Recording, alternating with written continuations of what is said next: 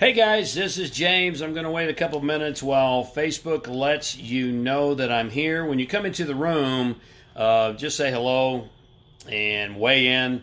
I'm not going to be here long because I know you're busy. I want to talk to you about a topic that's critically important to your life, to your business, and to the world at large here today.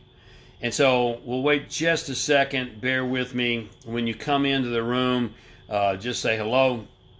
And if you have questions or comments, I'll come back and I'll grab them after the fact. Today, I want to talk to you about the heart. Now, I know the heart is not a topic that we hear. Hey, Minnie, thanks for being here. I know the topic of the heart is not a topic that we hear a lot in leadership circles, or leadership conversations, and that's part of the problem. That's a big problem. Because you see, your heart aches. It does. Now, here's what we know. The number one killer in the world is heart disease. Certainly, poor diet, depleted soil, lack of exercise, obesity, just plain laziness, and all those things contribute to this. But let's go deeper for just a moment. You see, the heart is the center and the life force of who you are. Your heart forms in your mother's womb before your brain does. And yet we live in a world that is stuck in their head. We put so much emphasis on IQ and very little to no emphasis on EQ, emotional intelligence, and AQ, adaptability quotient or adaptability intelligence, and yet mounds of research prove that EQ and AQ are far and away more predictive of success in life and business and relationships than intellectual intelligence or IQ ever will be.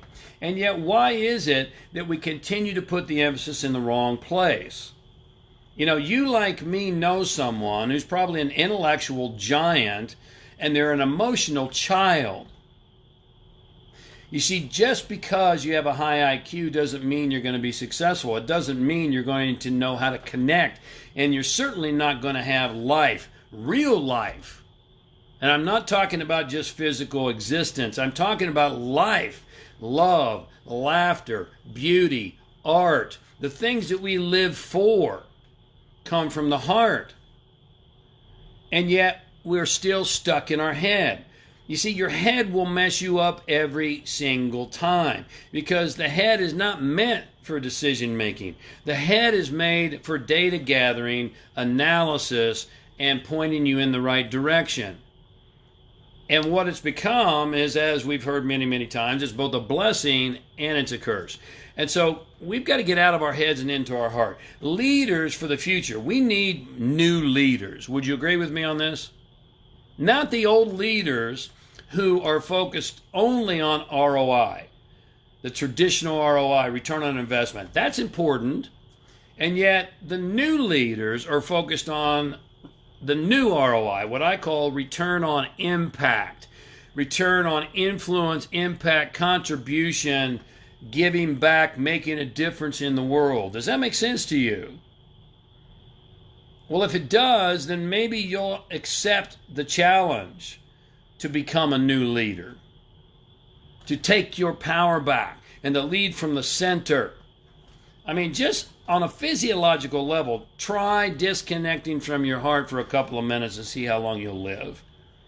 You won't. Is it any surprise that heart disease is killing? Hey, Robert, is it any surprise that heart disease is the number one killer? Because we're disconnecting from our heart. We don't know how we feel. We don't understand our feelings. We don't have self-awareness. We don't have emotional intelligence. We're just intellectualizing ourselves into oblivion. I'd like to change that, or at least make an impact on that, and maybe you want to help me. I want to challenge you to become one of the new leaders, the leaders who lead from the center. If you'll accept that challenge, let me work with you. I have a 3-day experience in Las Vegas, Nevada, coming up in November. There's a link above my head, and you can click it and just get the details. It's limited to 20 people. It's not going to be a massive event. It's 20 people because my team and I are going to work up close and personal with you to help you open your heart, to lead from your heart, and to bring love and beauty and art and goodness to the world. If that resonates with you, then click the link and get the details. Let me just say one last thing. If you're a law of attraction fan, which many people are, let me give you some science. The heart is 100 times more electric than your brain. It gets better than that. Your heart is 5,000 times more magnetic than your brain. So you want to talk about the law of attraction. What's going to pull things to you more powerfully? Changing your thinking is not all that it's about, because many emotions are precognitive. You've got to come from the heart. And the heart is what's going to pull towards you. Those feelings, those emotions is what's going to pull towards you the things that you desire and deserve. Does that make sense to you? You don't hear this kind of conversation very often, but we need to hear it more. If that resonates with you, Leadership for the Future. 3 days in Vegas in November. Limited to 20 people. There's a couple of few seats left. Grab your seat. Click the link above. I promise you it's an investment, but it's also an investment that is less than one Starbucks a day. So is your life, is your love, is your laughter, is your business worth more than one Starbucks a day? I think the answer is obvious. Click the link.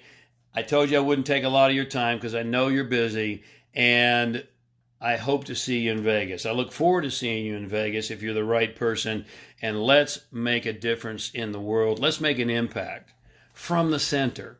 Thank you so much for being here. God bless you. Have a masterful day. Hope to see you in Vegas.